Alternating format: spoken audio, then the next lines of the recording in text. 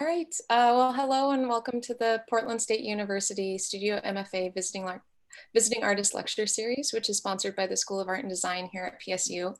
This studio brings together artists, curators, and critics from a variety of disciplines to explore the subjects of their work before a live audience. All of our lectures for the spring term are being held remotely and live streamed through our PSU YouTube channel. You can check the schedule for our upcoming Visiting Artists series talks through our Instagram page at PSU Studio MFA and through our website at psustudio.org. At the end of the presentation, we'll be having a Q&A with our MFA grad students and some faculty members. Today, I have the pleasure of introducing Anthony White for our third remote lecture of this term. Anthony White is an artist, curator, and Cornish College of the Arts alum who currently lives and works in Seattle, Washington. White's work consists of intricate portraits and still lifes that include digital signifiers as evidence of making art during and after technological benchmarks. Unconventionally and meticulously spun from PLA plastic in an assembly line-like routine, his work disrupts hierarchies of status and wealth by placing lowbrow accoutrements in luxury environments. He recently exhibited a solo booth at Expo Chicago and a solo exhibition at Public Gallery in London. Both the Fry Art Museum and Crocker Art Museum acquired work by Anthony to add to their permanent collections in 2019. White was a recipient of Amazon's Artist in Residence program, where he is currently preparing for an exhibition at Kuing Gallery in Berlin, a curatorial project at Museum of Museums, and a solo exhibition at Greg Kucera Gallery, where he is represented. Thank you so much for speaking with us today, Anthony. I'll go ahead and let you take it from here. Thank you for the introduction, Anne. I appreciate it. So we're just going to jump right into a presentation that I have made for you guys today. So let me just get that up real quick.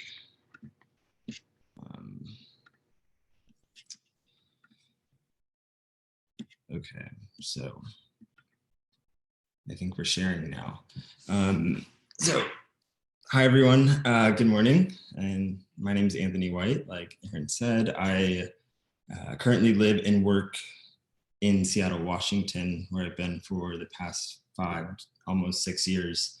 And I came up here originally for school, and I attended Cornish College of the Arts and graduated with a BFA in 2018.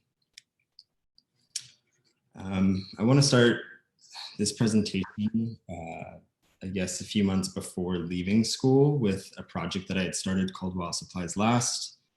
And it's a group show that invites hundreds of artists from all over the world, all varying in age, to participate in the show for one night or one evening only. And all of the works are either on paper or on small canvas, all at a fixed size of 9 by 12 or somewhere around there. Sometimes that fluctuates, but also at a fixed price of $30. And this project itself allows, me and everyone else involved to provide a space and opportunity for these artists to showcase work together, regardless of their career level or how much exposure they've had. And it also creates a space that's accessible to all people. And it really gives people a chance to start collecting artwork if they desire that and may not have been able to in the past.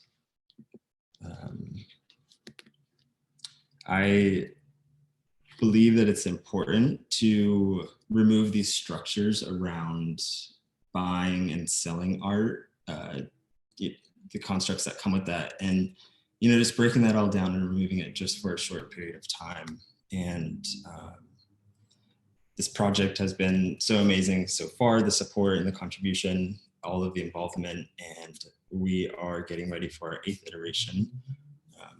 So up until now, it's been fruitful, and having all of these people in one space to discover works by artists they never heard of, and also see works by people that they do like that they haven't been able to. So sort of bringing all that stuff to the Seattle area. And some of the spaces that that the show has taken place are all over the board. So there's artist-run spaces, commercial gallery spaces, art carnivals, and even museum. On the picture here, that's the most recent show at Bellevue Arts Museum here in Seattle. And that was an opportunity to present a 2-night show. And that was the first one that we've ever done. And I, the quarantine has sort of put a damper on bringing people together in this setting again. So as we're gearing up for our next one, we're sort of going to have to be cautious about where the world is at. But establishing community in a place where people can connect, like I said, is really important to me. And this project also allows me to connect with people from everywhere, and super inspiring. So shortly after graduating, I was presented with the opportunity to show work with Greg Casera Gallery, which is here in Seattle, and ended up signing with the gallery in 2018. And here's a photo of my show, Smoke and Mirrors, my first show with them in January of 2019. But this show came shortly after graduating, right after I was also finishing 2 smaller solo showcases here in Seattle, one of them being at the Factory and the other at Glassbox Gallery.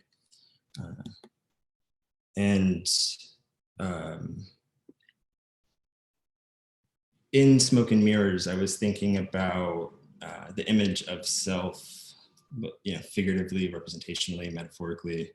And I had painted figures that were behind a phone, and also showed these sculptural objects they're found objects that had a narrative of their own as I'd find them either on the street or in a trash can or, on the sidewalk somewhere. And I was so intrigued by this narrative that it held and how it could explain time and people and a place and act as evidence of what specific communities were obtaining and then discarding.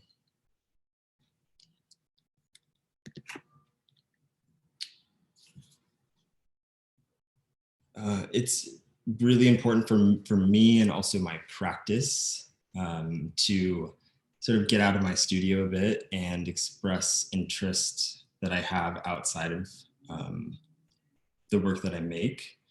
And one of the foremost things that come, one of the most important things that comes to mind, or that I use as a point to express those interests, is curating. And at the time that I was preparing for Smoke and Mirrors, I was also preparing for a group exhibition called Ultralight Beams. And that show would open just down the street 1 month after opening Smoke and Mirrors. So it was really fast-paced, sort of hectic time, but a lot of fun, and learned a lot from that. But in February of 2019, Ultralight Beams opened with 12 amazing artists from all over the world. And this show itself explored ideas of living and making art during and after the internet. Ultralight Beams highlighted vibrant palettes and digital gestures that were all made by hand. They mimicked technological and algorithmic systems. It showed post-analog applications and how to create illusion with paint and other materials that resembled or represented a screen, or at least the idea of a screen, while sort of tapping into nostalgia a bit.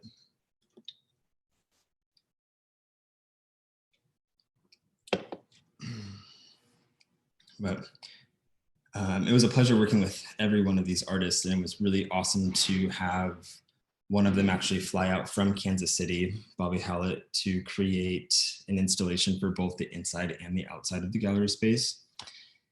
And you'll see on the picture down there in the window, the pink and green, he had done this really crazy moire effect, sort of when you walk past, like moved and shimmered and, you know, acted as like a really old monitor in some way. And it, getting that visual effect and watching him execute that was just, it was sort of mind-boggling that this person, this artist, hands could actually make these effects that the screens have sort of unnaturally. They sort of act as glitches or errors. And then on this photo here, that was some of the installation work that he had done on the walls on the inside.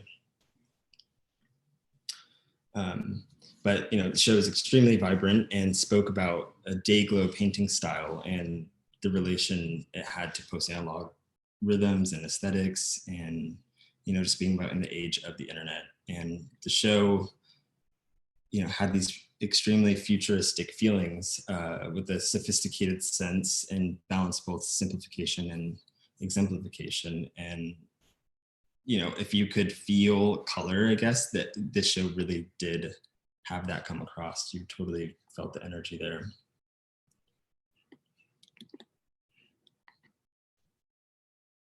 That sort of effort and collaborative work was proof that great things can manifest from working together with people.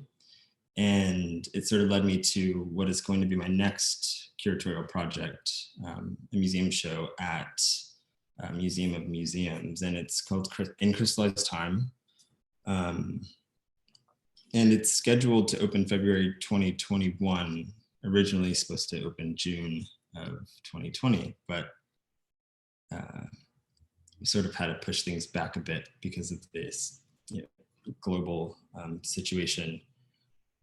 But I'm looking forward to it, and Museum of Museums is excited to host it, and the show will be of 22 to 24 artists. That number is still sort of fluctuating, but can't wait for that. And my interests in curating stem from my own practice, essentially, and if they don't, they sort of make their way back into my own practice, and sort of seems inevitable because I just I'm creating a show of other people's works that you know, interest me or question the world or my own practice, and it you know, it seems inevitable to not have that back and forth between what I do with other people's work and what happens with the work in the studio. But In Crystallized Time is a show that puts history of painting through a filter that assesses the contrast of speed and the internet through historical practice of painting. It's a simulation of low and hi-fi graphics, twisted landscapes. There'll be some figures birthed from worlds made up of ones and zeros. And these processes are derivative of a simulation, which is the vehicle that guides the digital language around the show, and also the visual representation of, again, a screen or a system. And it's a show that, you know, talks about time, and it's a response to what's unfolding. And it'll analyze structures of contemporary nostalgia that seem to sort of point forward or ahead, you know, sort of predict the future. It's a bit of like an elevation of ultralight beams in a sense. And some of these interests in the curatorial work that I do, maybe we'll find threads between that and my work if I can distinguish it enough. But early on at Cornish, so I'll take you back to Cornish a bit. It was probably during the tail end of my freshman year and start of my sophomore year that I was looking at paintings from the 17th century Dutch Golden Age. And the works that had interested me from that time had so much more to them under, you know, beyond just the paint and the application of paint and what was on the surface. And, you know, they explain these scenarios or these scenes or situations with the extremely refined complexity that I enjoyed. But the scenes of everyday life, whether they be portraits or vanitas paintings. Some were more opulent than others, and they represented information about individuals, such as their social or economic status or religious views, their occupation, through many different tools and devices. And those ranged from, very specific tapestry patterns to animal furs, painted imported vases, exotic flowers and foods, all the things.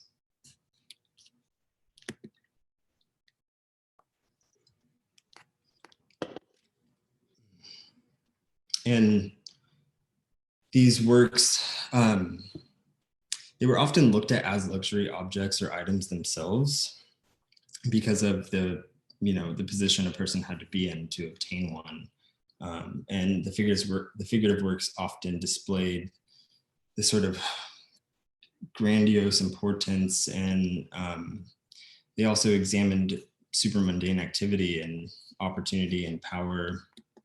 And these scenes had personal mementos of travel and their possessions and imported goods, polished silver, crystal, things that took a great deal of time and money to get them to where they ended up, their final destination. And of course, they all had a constant reminder of both life and death.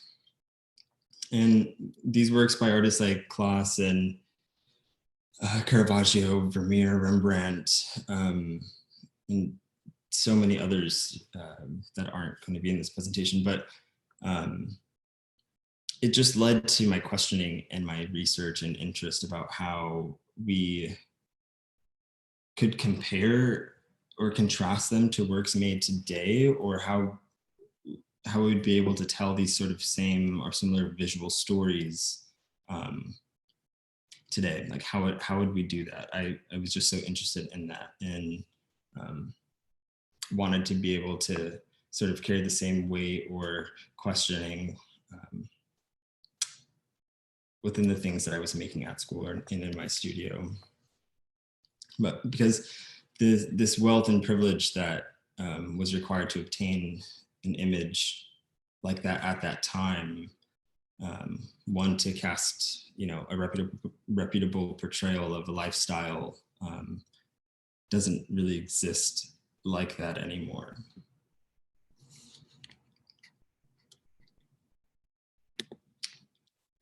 These sorts of representations can happen instantaneously because we have access to technology now, and it's sort of an unrestricted opportunity to portray ourselves in any light that we see fit or choose to be fit. And these domestic and digital settings are the stage for some of the seductive self-portraits that I paint, which aim to cast a reputable portrayal of a lifestyle now, mostly the subject in which I'm painting. And if it's this existence that relies on our relationship, the individual, the figure's relationship to an investment in technology rather than this sort of status and wealth, and how misguided interpretations might rouse sorts of titillation. And in lots of these areas, remnants of personal habits, experiences, designer goods, obsolete technology, they all come together and form a visual identity for one's attachments and desires.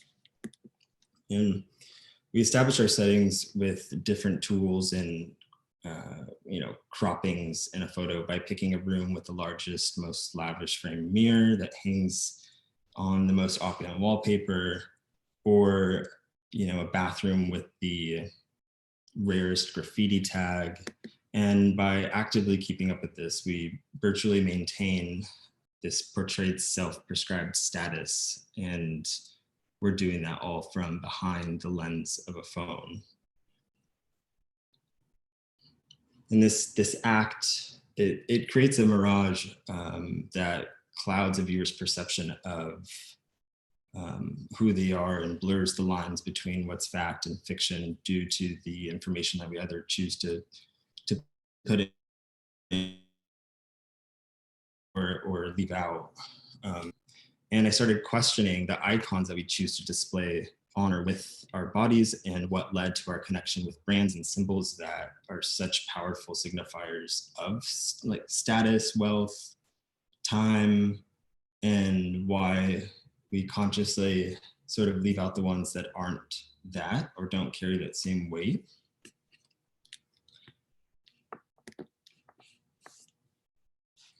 And some of the symbols in my work are identified by this thing that I like to call sort of contemporary nostalgia, things that seem so far away, but they're actually very, very recent. They're just symbols in the work that help identify these individuals and distinguish them, or distinguish their hobbies or their interests, and I hope to use them to also sort of describe their region and either where they grew up or where they come from or where they currently reside. And sometimes it helps, define or determine their age. And these devices are things that help me accurately represent them within the work.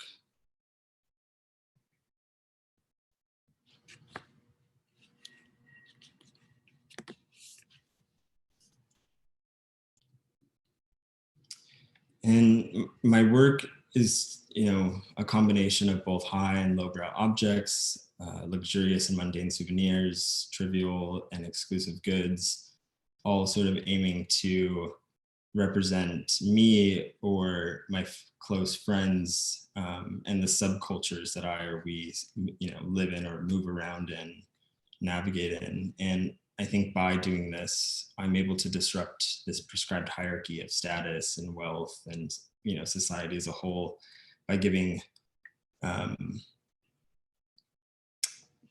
each object or aspect of the work within the work equal weight and consideration.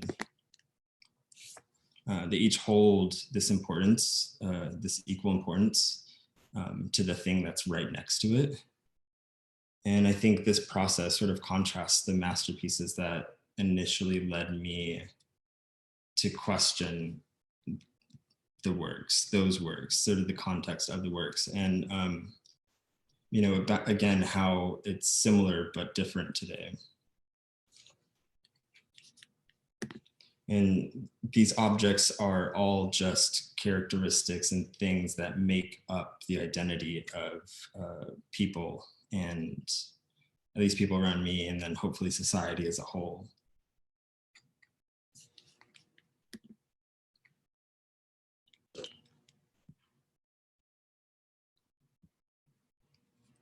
Oh. And while technology continues to develop rapidly, so does the ability to create a desire for things. First thing that come to mind is, like hype beasts, but that process of creating desire, it creates this halo of exclusivity around people who have access to those rarities or those limited edition things. And desire always manifests in this way. And excessiveness is manifested in the feeling for the desire of those things. And that whole process is extremely instant, and it's very overstimulating. And it's this feeling that I get constantly. It's difficult sort of trying to evade those strategic systems of consumerism and capitalism, and the effects are often overwhelming.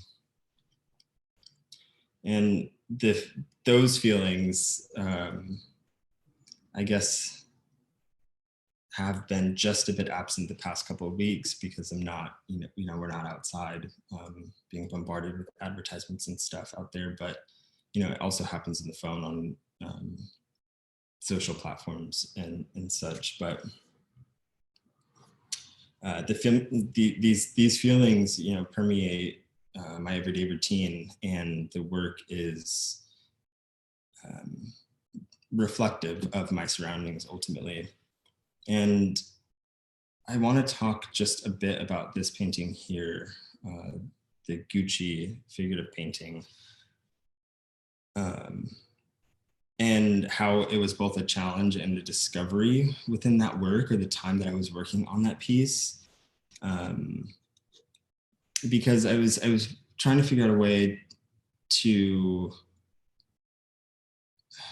place these on a timeline, like on a historical art timeline, I guess, without being so obvious about the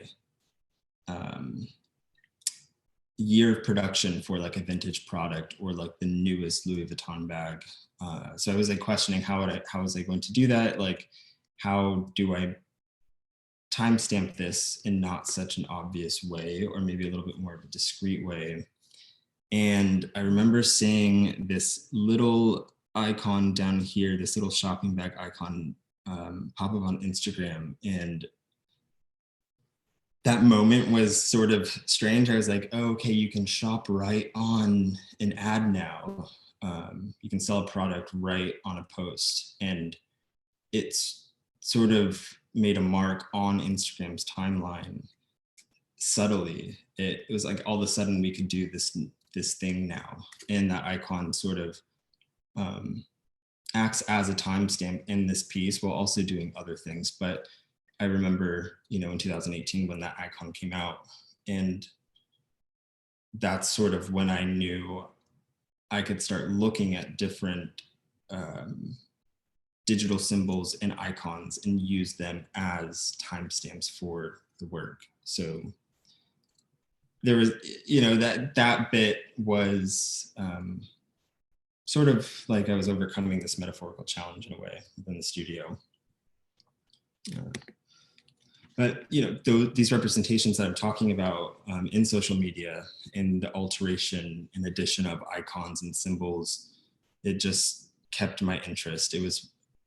I was looking at all of them and then Googling what they looked like at this time or this year or when this certain product was made. And on a timeline, it really showed where those representations sort of altered or shifted or got removed, updated. And it varied between either, design of a new icon on a screen or the design of a new product that I was going to paint. But because we normally capture moments through apps that we regularly use and are familiar to as a society as a whole, I've been using those marks and gestures as timestamps on the work, and these updates and shifts happen so frequently and sort of they go unnoticed unless or until you recognize them. And then we can start to identify which iOS it was that offered that very specific graphic. And I guess now it's just a way for me to talk about time through these sort of screenshots.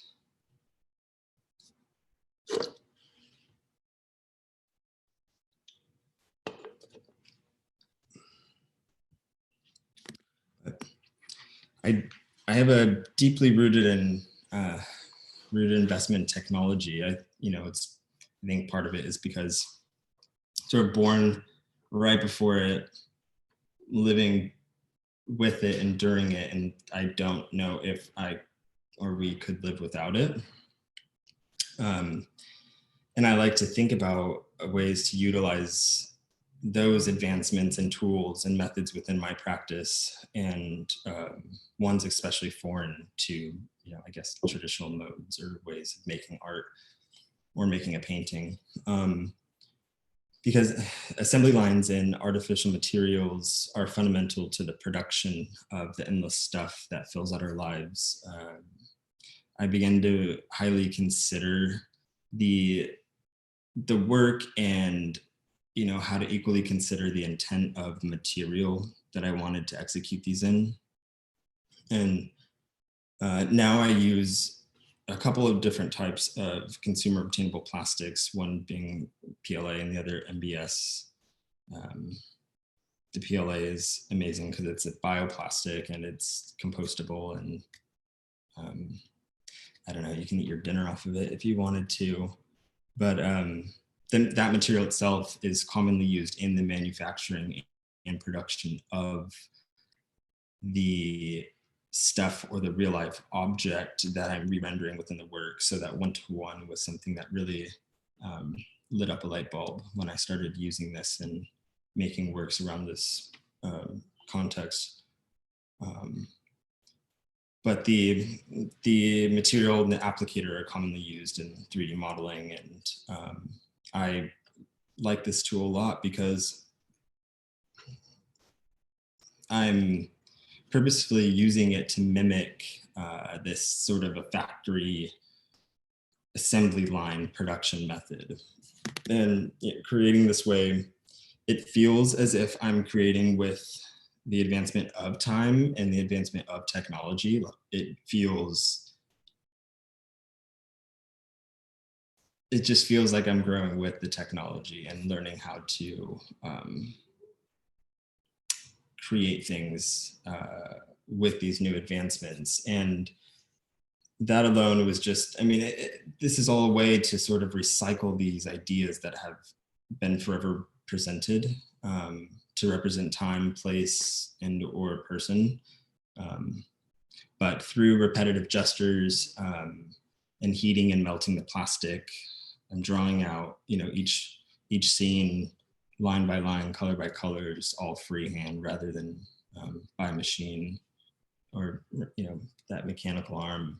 And countless hours are put into these works, and I've had to stop cataloging those because it just became arbitrary at a point. But that alone has been a challenge in the studio, sort of knowing when to cap my hours for a specific piece, or setting a time limit on them and telling myself I have to move on, because I don't think it's smart to spend 200 hours on a painting. I don't think anyone would advise that. But both a blessing and a curse, because as the work continues to develop and as it becomes more complex, I'm sort of awarded more studio time indirectly, but that's how it feels. So again, blessing and a curse. So the work, it teeters between adolescence and adulthood, and it intertwines this abundance of luxury and lowbrow things and icons, and contradicts and camouflages the absolute that a self-curated image presents, or claims that they are just, exactly who they are. And the investigation shows that we are an accumulation of what one's respected surroundings or society determine relevant to the communities directly experiencing them. And we are subjects to vast and constant change.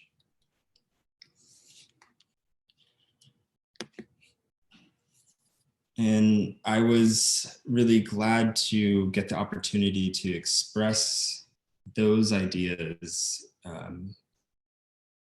that I'm figuring out within the studio and in my work in my most recent solo exhibition at Public Gallery in London, which opened in December of 2019. And this is an install shot of that. Sorry that my mouse was there the whole time. Whoops.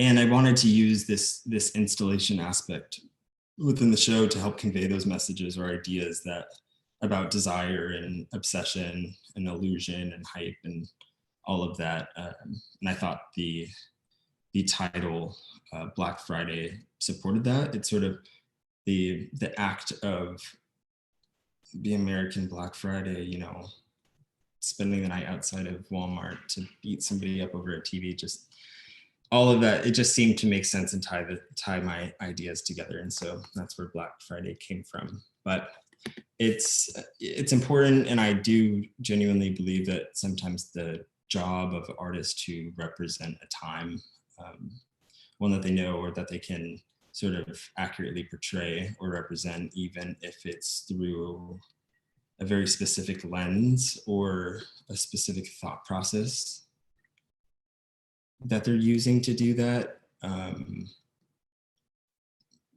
But it's also one,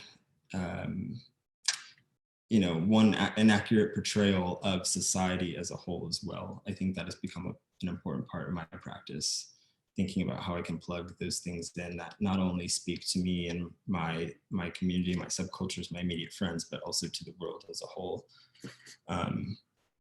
And hopefully tying the things together enough to allow them to question the work and have dialogue around it because they either know it or they've experienced the thing within it, sort of giving them an access point into the work, to again remove those tiers of status or hierarchy. Sometimes we feel like we're not allowed to like enter something because we don't know or we don't know how to act within it, because we've never been there. But hopefully there's access points within the work that are close to everyone, I guess.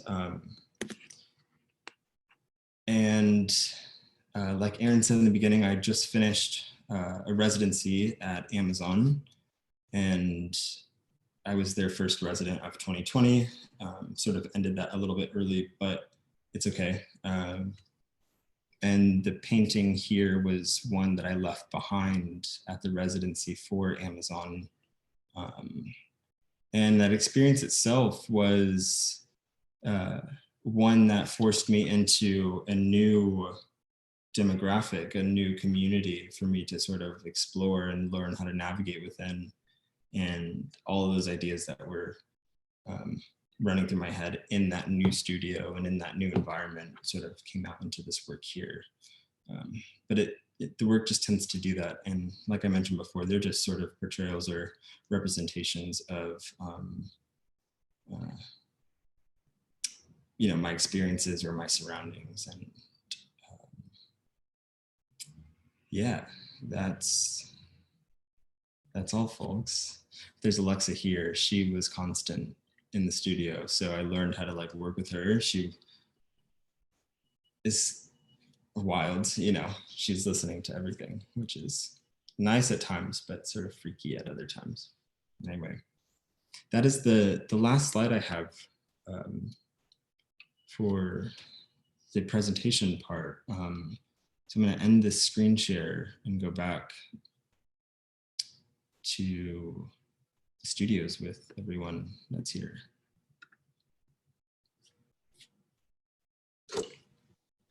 Great. Thank you so much. So I think we'll go ahead and move into some questions, if that's okay. Oh, absolutely. I guess if I'll kind of start off by kind of asking what your what's your process for planning out some of these works, and how much like kind of freedom do you have in like placing the objects together, and while you're working on it, if you like are able to kind of change things as you go, or if you're kind of set with like a plan? Yeah, so there's a lot of time and consideration that goes into the planning of the work, because essentially the pieces themselves are all melted together with the plastic. But I'm evaluating very specific rooms or places and cataloging those moments that I'm having in everyday life, and coming back to the studio and combining and making the accumulations of stuff that help identify those places or those people that I was with at the time. And there, I spend so much time putting the pieces together themselves, making the still life digitally, that I know that I have to I know that I'm going to want to paint that and want to stay with it for at least 100 hours. And of course, I leave a little bit of room to, add or replace things. But there, it's something that's rare to happen. I normally spend, days and days figuring out the composition and know that that's exactly what I want it to do or what I want it to look like.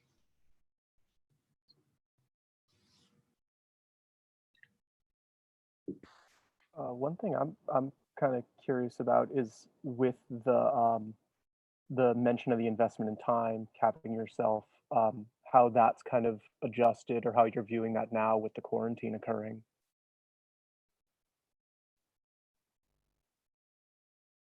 Yeah. Think I'm, thankfully I'm able to be in the studio every day still. I have a studio that's, 3-minute walk from my apartment. So I'm still working every day, but the condition of the world to sort of put a damper on the process and in my routine in the studio. It's sort of hard to escape what's happening out in the world, leave it out of the studio. I haven't been able to do it properly yet, but I think sometimes I know I just got to get through a painting because I'm with it for too long, and I start to have this really toxic dialogue with it and this relationship with it. You love it, I love it, and then I hate it, and then I'm mad at it, and then I turn it towards the wall and I put it in timeout. But I'm trying not to disrupt the studio process as much as possible. So I'm still working every day, still putting in, the very same hours that I was doing before stay-at-home order was placed. But yeah, I think I'm working a little bit slower, if that helps, just a little bit. Yeah, I think it's kind of a yeah, I think it's dampering and then also like less, kind of have more time. Right. You have kind of retract it in.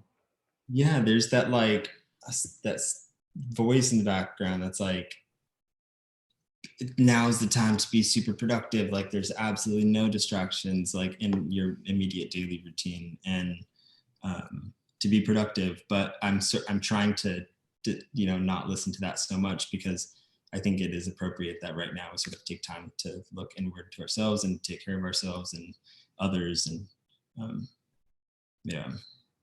Yeah, totally.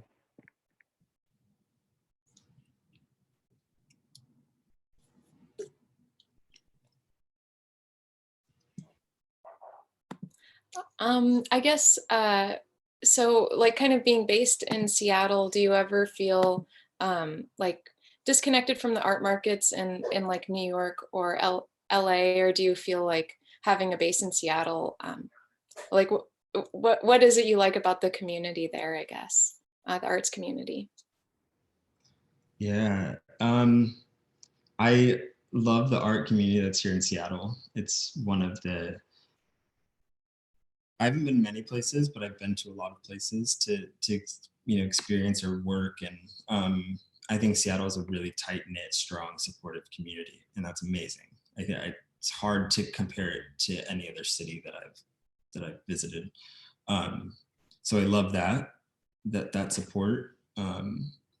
And I also work with an amazing gallery too. So having that team work with me and sort of work as hard as I work, it's good, and it sort of helps everyone in a sense. But I don't ever feel too detached from the art world outside of Seattle. Part of the job of an artist is to, have conversation and dialogue with other people making outside of your community. And I try to do that as much as possible by either attending, Armory Week in New York, an excuse to go over there for a week and look at art and meet up with friends and have studio visits, and, do some networking and find opportunities that are outside of Seattle. But I think Seattle, it's been so good to me that it's hard to see it in any other light. But I think it's a great place to, not be afraid that there's going to be pushback if you have questions, or if you want to have a studio visit, or if it's really supportive here. And I like that. Of course, they're working with the gallery here. It's sort of hard to place work other places in Seattle, because I'm getting ready for a show this fall at Greg Kucera, and the space is so big, so I have so much work to make, and it's going to take a lot of my time. But there's always opportunity to show, and there's room for new things, and that's what I tried to bring into the city itself with the shows that I curate. I tried to show work that isn't here necessarily, and doesn't frequently get shown in this region. So, but I think everyone works like that. We're all sort of trying to add new things to the pot and sort of show things that we're interested in that are outside of Seattle. But yeah, I think doing fairs with Greg Kucera and doing a residency in London through Plop, and doing, and visiting Armory just to look at who's in whose booth, has all sort of experiences that sort of branch out all the communication threads, I guess, and maintaining those, being really constant about dialogue and making sure you're up to date about what your friends are doing outside of your art community and stuff. So yeah. Yeah, I wonder, or I guess I kind of maybe hope too, that like a situation like this kind of allows for a more like allows for people to network in a larger area, so that you can stay in the place that you love and still have a lot of people look at your work. Yeah, that's oh gosh, I was like shook by how amazing it was and is to witness all of these people work together, like work collaboratively, virtually, when this all started, and it's still happening, which is great. And I hope we really hold on to all of that after this, because it's really important. But it's amazing seeing all these people work together and finding solutions to not being able to be physically close to each other with art. And we're finding ways to still give spotlight and highlight some students. I mean, God, I'm really feeling for the students right now. I can't imagine what that's like. But I sort of mentor or hired assistants from Cornish, where I went, and trying to figure out ways. They'll have a physical BFA show, hopefully, but it's like, how do we still show their work, show the things that they want to put out into the world, that might have a similar impact as seeing it in person? How do we find a solution to give it, for it to carry the same weight virtually? It's difficult because there's no other experience like looking at art in person, especially when you've seen your favorite painting or you've had an emotional reaction to something. But we're trying, and there's so much proof of that, and it's awesome. And like totally, it just gives me hope. It's good. Definitely. Darby, it looks like you have a question. Yeah, I have a couple of questions. Thank you so much for being here today. Your work is incredible. I was curious of how you feel. I mean, it seems prior to this, like, grab of all the like sanitation wipes and like everything wrapped in plastic for sanitation purposes, there's kind of been a lot of commentary about plastic and the use of plastic. And I was wondering how you feel your work will it always utilize plastic? How do you have any sort of relationship with that commentary or response to that commentary, just about plastic generally? Or is it more like the perfect archival material? Well, it's a question that has come up since I started putting the work out there, started showing work about, plastic topic. It's a huge one. But I think I'm sort of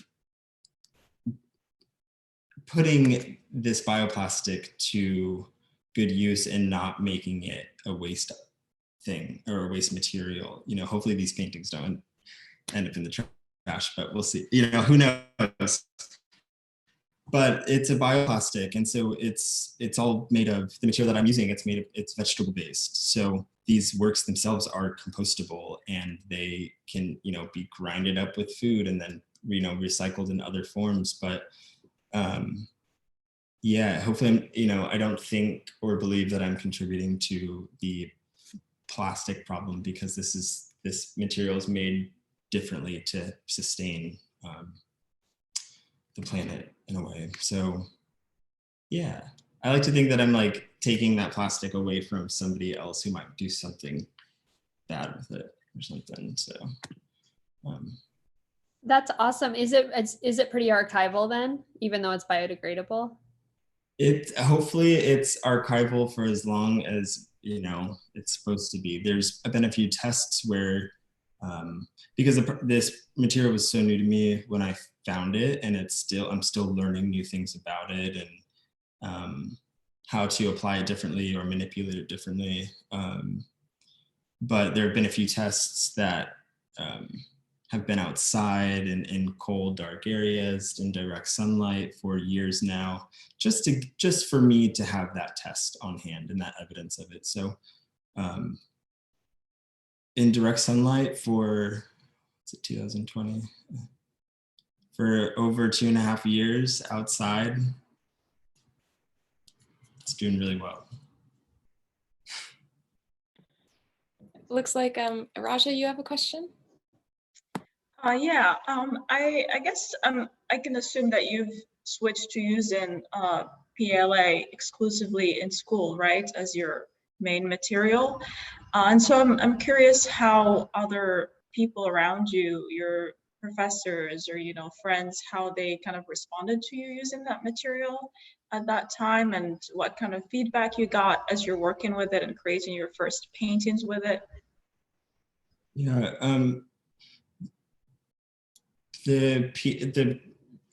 for my BFA show, the PLA works were the only thing that I showed. So it was, you know, a year, my final year at Cornish, that I just made work out of this material. And because the year before that, I was doing a residency program in New York, which isn't offered anymore, but it was totally changed the way I think and look and question art.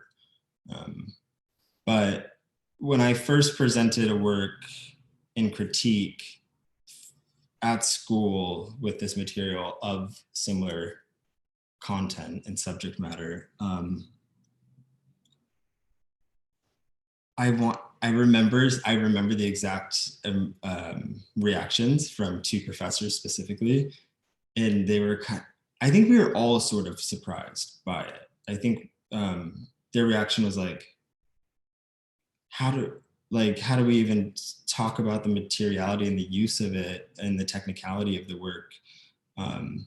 So we talked about what the object itself did. So I presented it on a wall, the painting, and you know, we were talking about how it referenced traditional paintings or tapestries, or, you know, this craft work or folk art and stuff. So having that conversation around the work in the beginning was really helpful, because it did reference all those things, and I sort of, the process and the application was similar to those you know, craft processes, sort of like either embroidery or tattooing and all of. So I think the critique went well, and we attacked it appropriately.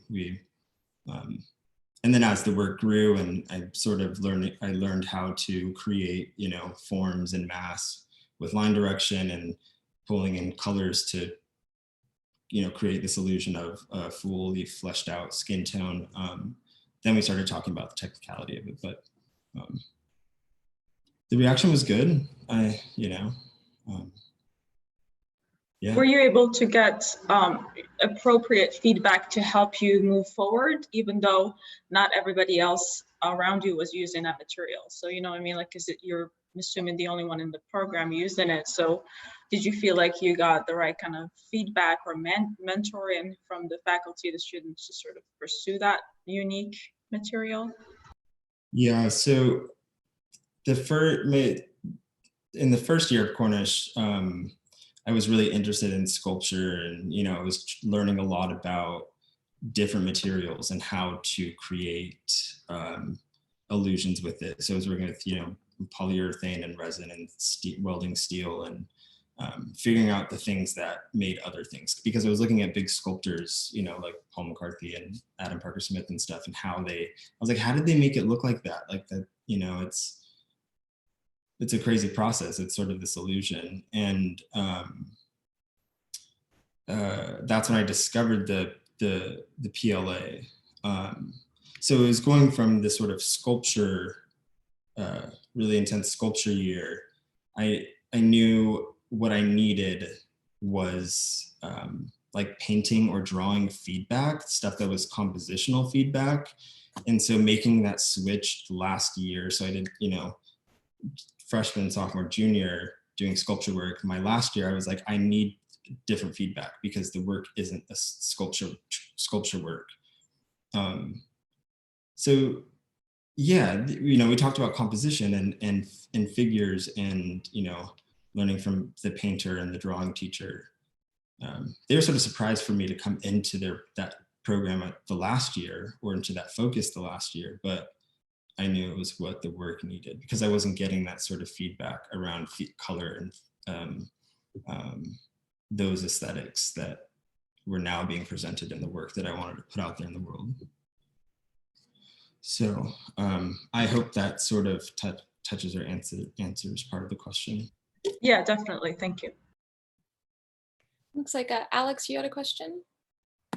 Yeah, I was wondering how much you feel, because I think using the PLA and the 3D pen is like a very kind of like modern use of technology, and then kind of that contemporary nostalgia of that kind of referencing like recently kind of outdated items, but still kind of present. With things moving forward, like, are you kind of okay working with that tool? Or are you kind of keeping your eye on the horizon of what might be like the next technological adaptation, and then what new items are kind of getting discarded? Like, because it's kind of, that's always constantly moving forward. So are you trying to do that as well? Yeah, I mean, always just being aware. I think my natural state is just being aware, I guess, just always sort of looking around and knowing what's going on. But I won't shoot down any ideas or things that are developed in the near future or in the future. I think I like that exploration with material, and that'll always be like always trying to use something very specific to help convey a message. Just that intent is important to me. But the work itself, I mean, it's they're representations of my time and what I have experienced and what I know and what I've been around. So as things become obsolete, yes, they will either exit or leave the paintings, or they'll be used as that sort of memento mori as in the work, So yeah, I think being comfortable with growing with the time and allowing the world to shape my practice, I'm down for that. Yeah. It'll happen naturally. Yeah. I guess kind of a follow-up to that too, with like that there's like such an awareness in the work of like things that are occurring in your like not art practice. Like, do you still kind of function in that like accumulation? Like, do you have a lot of things around you, or like when you're not in the studio, are you like really trying to turn off from that stuff? It's a hard question to answer.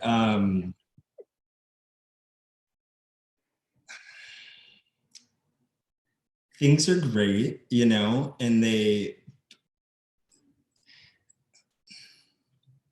the paintings build the identity of whatever it is I'm trying to convey, just as much as the things in my studio and in my home build my identity. And I don't have too much stuff. Like my apartment is not like a painting, you know, where there's just stuff everywhere. But the things that I do have are really,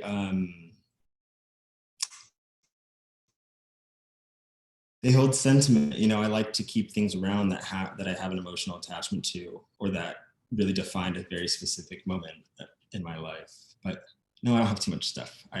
You know, not too much.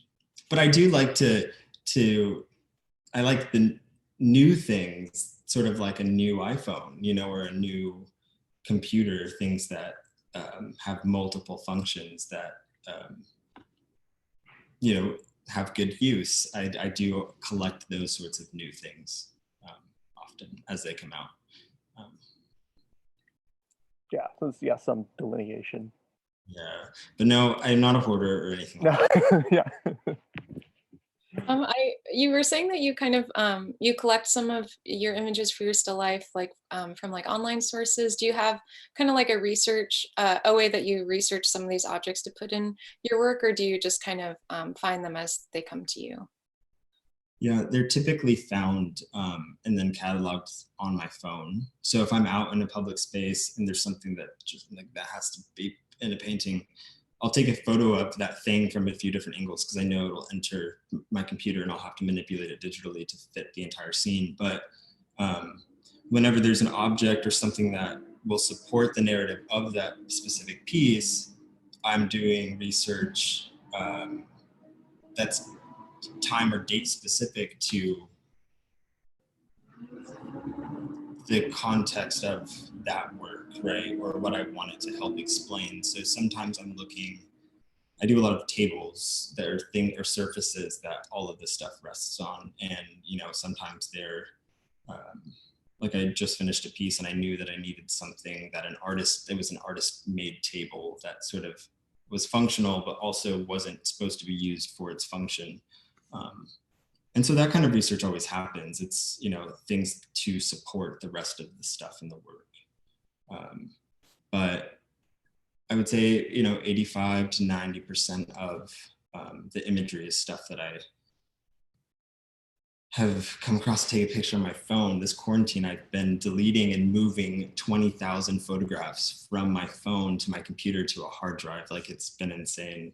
So all of that, I'm trying to really organize all that stuff and know where it came from and put it all somewhere safe and just leave it there. Raja, you had a question? Yeah, I was wondering, you mentioned that you do a lot of planning for, you know, specific painting. Does that consist of drawings, sketches, working digitally with the images to sort of construct that, you know, like a sketch for a painting, then you make it, or is it just like gathering images and then you assemble it as you're working?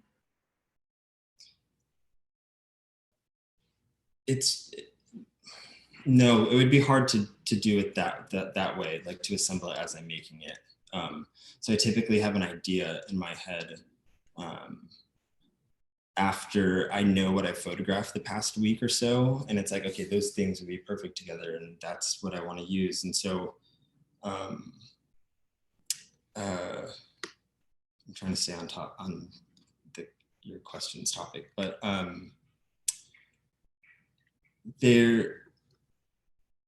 I think there's probably maybe, you know, 80 to 90 photos or objects or things that I've collected at a certain time and is then put into the computer.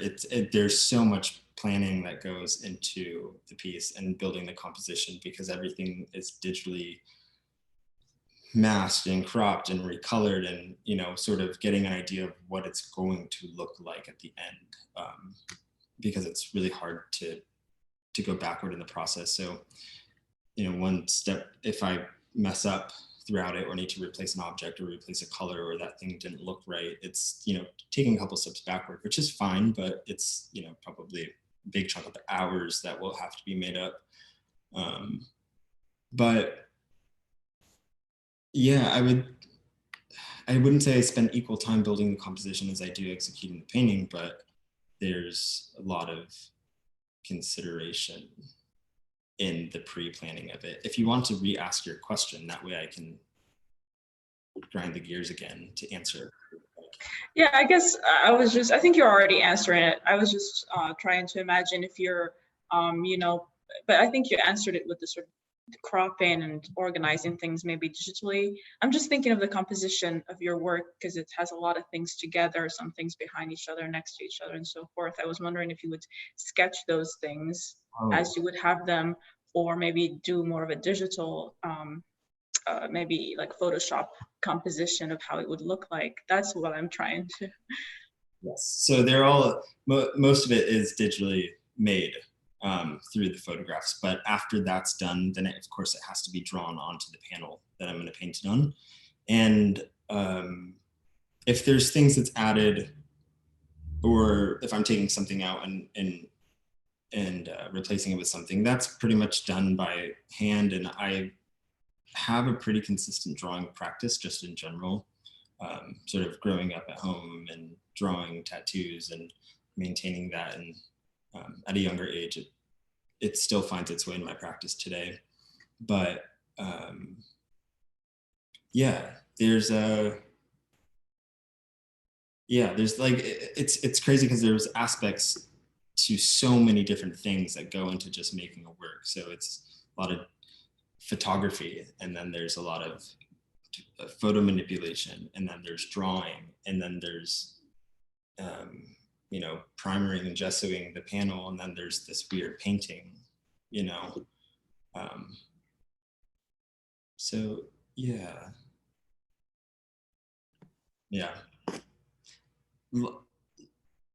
Again, I don't know if I answered your question, but No, you have. Thank you. It's just because I don't work with that material, so it's kind of hard to imagine what the process would be like. Do you make sketches? You said you just saw the panel, then you put it on. I'm just trying to imagine, but I think you've answered my question. Thank you. The process, I would say, is more of drawing than it is anything. I don't think it's hard to give the thing justice with a term that I haven't come up with to describe what these things are, but there's so much detailed line work that it's naturally sort of a drawing, but it resembles a painting and also a carpet in a weird way, or a shower curtain. I don't know. Yeah. Yeah. Sounds good. Thank you. I think we have time for just a couple more questions before we wrap up. Yeah, if anyone has any specifically. I guess I have a question with regards to the material, and I was just wondering, like, do you ever find yourself limited in your color palette, and then how do you navigate that with the material or the process? Yeah, so limited to color, of course, just because of the material itself, but I have been working with companies that manufacture this stuff out of recycled material to produce a color that's really close to what I need. And so I sort of have a refined palette now, but a lot of it is, color theory. It's about putting certain colors next to each other just to create an illusion of what it's supposed to look like. Right. So yeah, there are limitations to it, but I found, I've been for over 2 years now, just every day working with this, every single day working with this material, sort of learning how to manipulate it, and it's just becoming more of my friend. And of course, adding new colors to my palette. But I think right now with I have about 170 colors that I. Oh wow, that's great.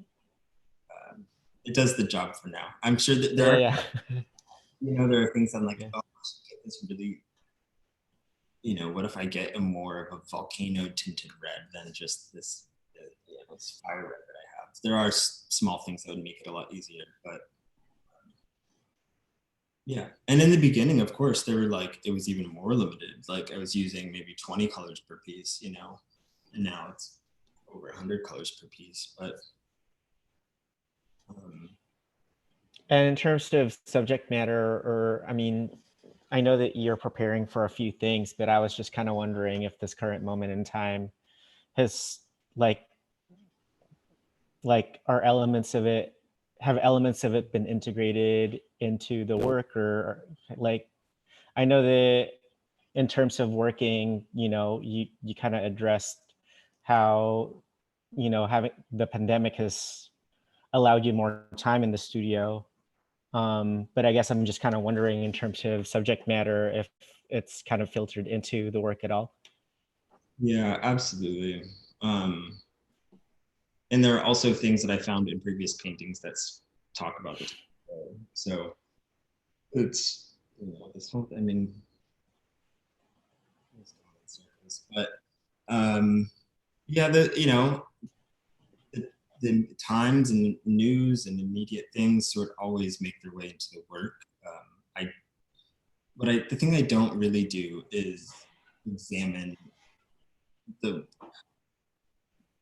what's happening right now and make Yeah. Right. what I do, because you know it takes time.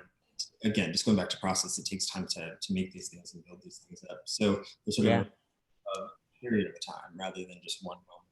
But you know, I have had thoughts of doing the toilet paper roll painting, but you know, toilet paper is obviously into the work, so I can't wait to show you that.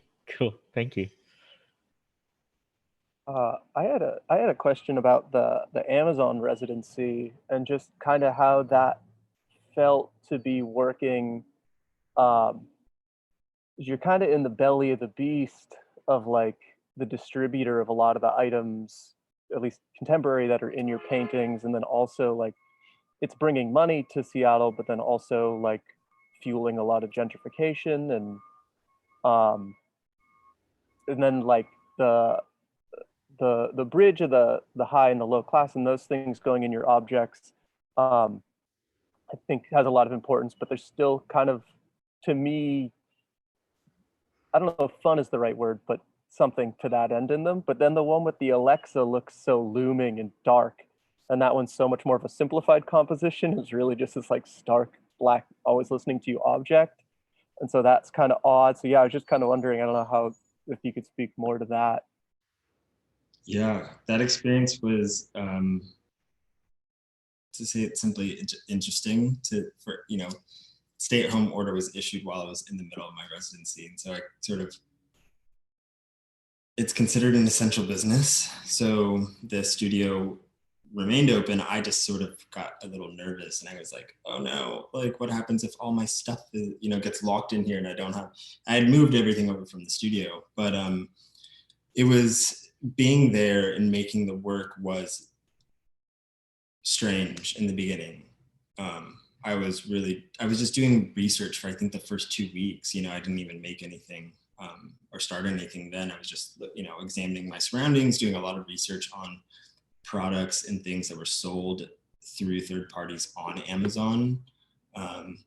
And what I knew I wanted to do, because the residency itself is a little over 2 months, I knew I was going to be able to get a few paintings done, and but I really wanted to make one that pointed at the really ridiculous and useless things that were sold through Amazon that Amazon was making a profit off of. You know, and if you look carefully at that painting, a lot of those objects are like, what is this? It's because they're things that aren't really common, but somebody had $1 million idea to create this thing and try to sell it, you know. And so I was examining those weird sides of Amazon, or like doing a lot of research about what was allowed to be sold that has then been removed from the store because of guidelines and restrictions. And you know, there was, you know, you were able to buy like a weapon, ammunition, and stuff on Amazon a couple of years ago, which is so crazy, you know. And you know, there have been some banned books and I don't, you know, I'm trying to think about that painting in my head right now. You know, and knowing, you mentioned the painting being dark and sort of looming and eerie and whatnot. I wouldn't deny that that's sort of what it felt like some days, you know. I knew Alexa was right there, and you know, I was thinking about Jeff Bezos a lot. I was like, is he in this building? You know, is he even in Seattle? But yeah, in the beginning it felt weird. I grew comfortable with the experience and the residency, and it's hosted by an amazing team, so helpful and just great people who have background in art. So that was really nice. Some people, you know, run a gallery, have worked in a museum, they're writers, they're just creatives in general, one musician. So having that that community that's sort of different than the typical employees at or for Amazon. There was also just a visual difference between us, you know, this creative team, myself, and Amazon employees. There's contrast, and that was good. You know, I think they're doing an amazing thing by bringing in something that that community is not familiar with at all, and sort of feels. Sometimes I feel like it might be they feel like it's too far away from them, and so, you know, there's this like idea of bringing an artist to them. You know, they're bringing us to the space, but I think it was good for both of us. You know, I also had conversations with people who work there 9 to 5, sometimes 4 days a week, and still got their amazing salary, but who have creative thoughts and they're people and they're interesting, and sometimes the branding of Amazon sort of causes people to think differently, but the experience at the end, it was really good, and I'm really happy that I did it. And yeah, we should, yeah. But I mean, I could go on about that presidency, but yeah. Yeah, it seems like a really like great opportunity, and like it's awesome they do that, and there's positives to it. But yeah, it's a mixed bag. It's really interesting. Like I forgot that I had applied for it whenever I applied for it, you know, back when, and I got this email. It's like, oh, you know, so there were so many questions around how it was or what was going on in Amazon. Has such restricted access. Like the amount of security in that building was insane. But the cool part was that it was 24 hours. So I was able to be there whenever I wanted for however long. And I also had access to every other Amazon owned space in Seattle. So they own so many buildings here. Like a lot of the campus is, it just takes a few major communities here, but. Yeah. I had one other question if no one else has one. I really enjoyed at the beginning hearing about your curating. I think that's to me sounds like a really fruitful way to kind of support that community and kind of flesh out other things that your individual art practice might not fulfill for you. And I guess I know you said they inform one another, but kind of in your head when you're processing, like you're curating for a show, because it's also kind of curating the objects in your piece. I guess how separate do you try to keep those in your head, or is that really enmeshed? Like it's not really anything separate? They're separated. I think the interest of my practice and then the work of others, or the curatorial theme or project itself, always has dialogue, you know, with one another. But I tend to keep them separate because I curate shows around questions that I'm having, and these works help me. Well, the works sort of answer those questions in small portions for me, And I think that I'm, if I can convey this message with these works of art that I'm having being shown, it's hopefully good for the world, or maybe other people will also have these questions, or maybe, it'll spark a new idea and way we look at those things.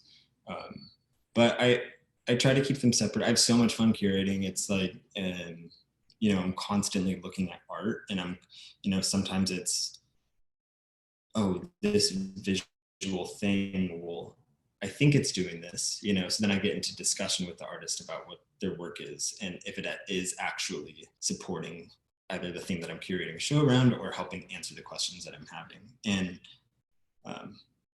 I think it took, it was July of last year, so almost a full year. We just postponed In Crystallized Time maybe 2-3 weeks ago because it just wasn't looking good for June. And it took about 8 or 9 months just to gather those artists for that show, to make sure that that's the work that helped support the theme, and vice versa. And at that time, it's like, I'm sort of keeping distance from the studio because I'm having so much fun, and having dialogue with these artists and really building a show, planning installation things that also support it. So I keep them pretty separate, but ideas around the like either technological advancements or digital gestures or icons and symbols, they sort of trickle back into my work, or those things that are in my work make their way into my curatorial decisions too sometimes. So yeah. I guess just going off of that a little bit, where do you like connecting with other artists and networking and finding people to connect with? Like, what are some of the platforms you like for that? I think the first and most obvious one is Instagram. It's where you're seeing more art than you can probably handle in a day. And with While Supplies Last, that whenever we're gearing up for a new iteration of the show, a lot of it is seeing the artist's work and then asking them if they'd want to participate in this. And so it's pretty instantaneous. And a lot of my research on Instagram is, categorized, and I'll go through that and be like, oh, I remember this from this time and this from this time, and help build a show from that. And it'll help help me build a show. But it's either that or having a friend take me to their friend's studio, whether it be in, visiting a friend in, there's so many artists that I've met through artist friends in different cities that it's great. You've discovered work and people that you probably, without that one connection, it would have been pretty difficult. But also familiarizing myself with like galleries that I really like, whenever I see an artist or a roster that I'm like, whoa, that's a hot roster. That's a hot lineup of people that they represent. And figuring out, also, trying to read interviews by them and seeing who they're inspired by and what the, how it all comes together, or how all of those things connect to people. So it's a lot of, virtual research, digital research, I guess.